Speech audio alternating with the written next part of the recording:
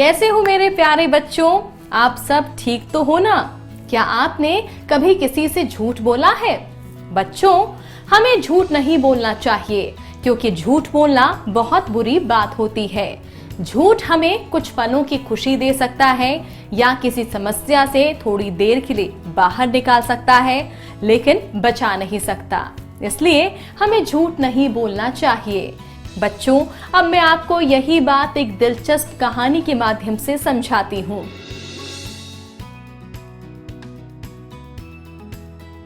बच्चों, बहुत पुरानी बात है। सियारपुर गांव के एक जंगल में बहुत सारे गधे रहते थे। जंगल में सभी गधे आपस में मिलजुल कर रहते, एक साथ घास चरने जाते और समय समय पर एक दूसरे की मदद भी करते थे। लेकिन सारे गधों में एक घोंचू गधा था जो बड़ा आलसी था।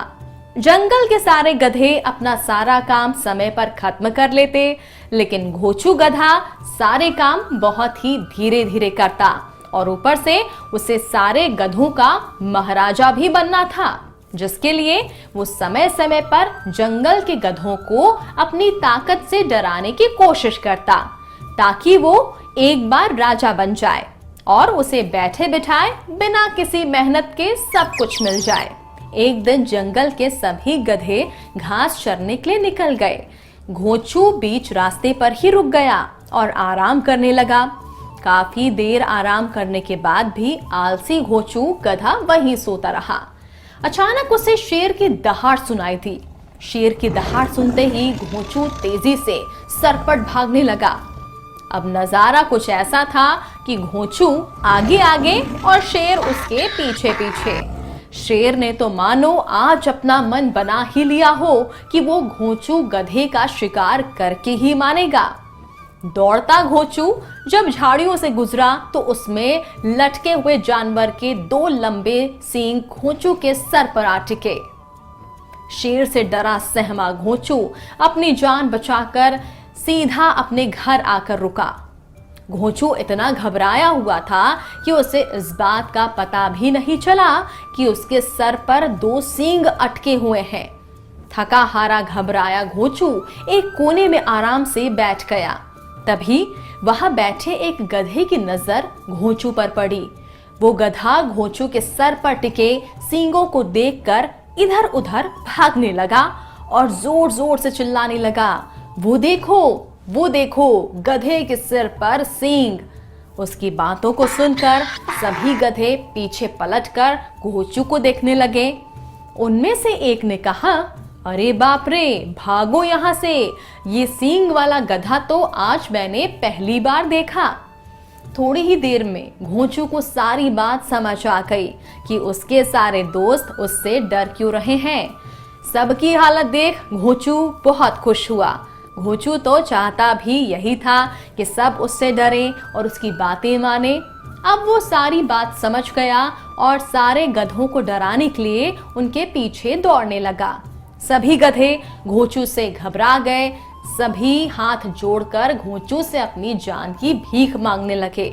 तब घोंचू बोला, मुझे एक नई शक्ति मिली है। अब मैं सबसे ज्यादा ताकतवर हूँ, इसलिए मेरे सिर पर ये दो सींग है। मैं तुम सबकी जान बख्श दूंगा अगर तुम सब मुझे अपना राजा स्वीकार कर लो और मेरी सेवा करो। सारे गधों ने घोंचू की बात मानी और उसकी सेवा में लग गए। घोंचू को बड़ा ही स्वादिष्ट खाना खिलाया गया। खाना खाने के बाद घोंचू चुपचाप वहीं जमीन पर लेट गया और सो गया।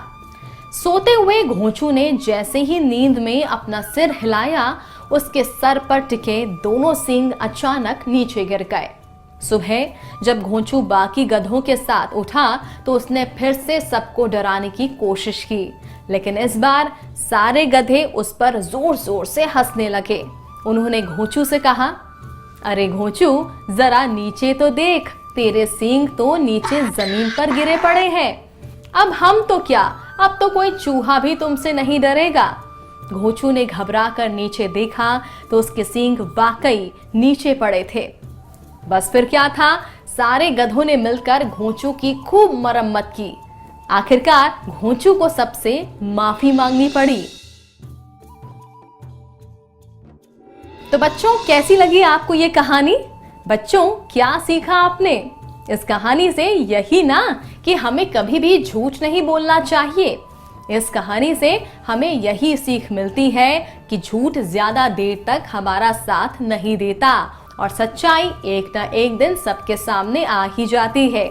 इसलिए हमें कभी झूठ नहीं बोलना चाहिए। तो बच्चों, मैं आपसे फिर मिलूंगी एक और नई और मजेदार कहानी के साथ। तब तक के लिए दीजिए इजाजत। नमस्कार।